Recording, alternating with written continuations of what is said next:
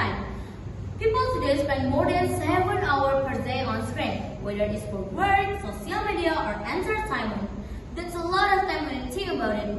This excessive screen time has significantly impacted our life.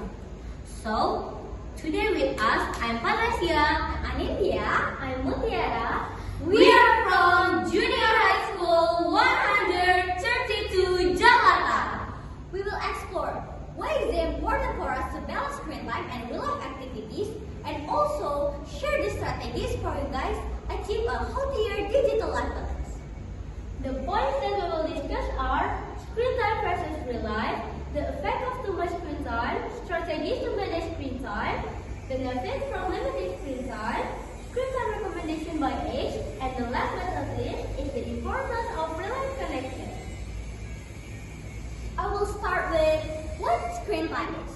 Screen time is the time that we spend using digital devices like a phone, computer, or television. What is real-life activities? Real-life activities are physical, social, and recreational activities away from screens. Why balance is important? Balance is important because too much screen time can lead to negative health impacts. Now, we're going to talk about the effect of too much screen time. There is two different effects. There's a physical effect and mental effect. How can screen time affect our physical and mental well-being? For physical, screen time can affect age strain, poor posture, and even sleep disruption. The things can seriously impact our health. Exactly. One of the things I found interesting was how screen, especially social media, can contribute to feeling of anxiety and loneliness. It's easy to get caught up comparing yourself to others online, which can lead to stress. So, we need to be mindful of how we use our devices. I totally agree. Next, we're going to talk about the strategies to manage screen time.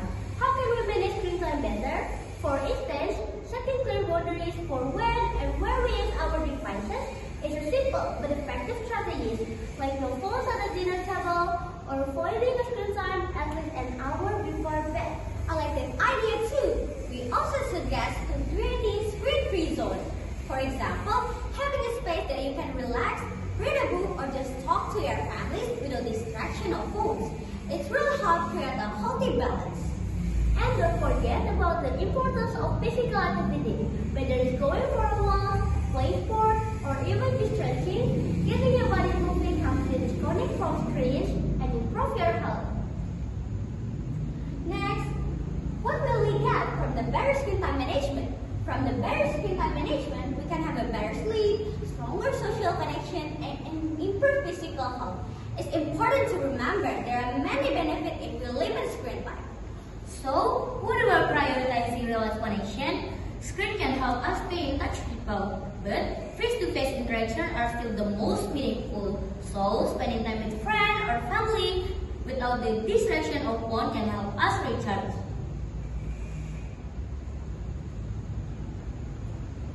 We're almost at the end of the presentation. So, when is the ideal screen time? The ideal screen time is according to the age and purpose. For example, under 2 years old, there's no screen time except for video chatting with friends or families. 2 to 5 years old, no more than 1 hour per day, comparing with a parent or sibling. 5 to 70 years old, generally no more than 2 hours in a day, except for homework. To wrap up, remember that while screen a big part of our life, it's important to find a balance. It might seem challenging at first, but by making small changes and being mindful of your screen time habits, you can achieve a healthier life. Encourage your friends and your family to do the same. Together, we can create a new, balanced digital world. Thank you all for your attention today.